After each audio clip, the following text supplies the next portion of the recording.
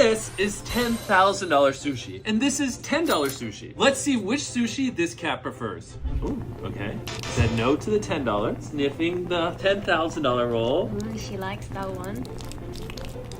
You know, there's a second roll right here. That was me. I moved the roll. She's the happiest cat in the world right now. Yes. The worst part is this isn't even my cat, and now she's gonna expect $10,000 sushi for dinner. Iris, what's your verdict? All right. If you have 10 grand laying around, use it to feed your cat.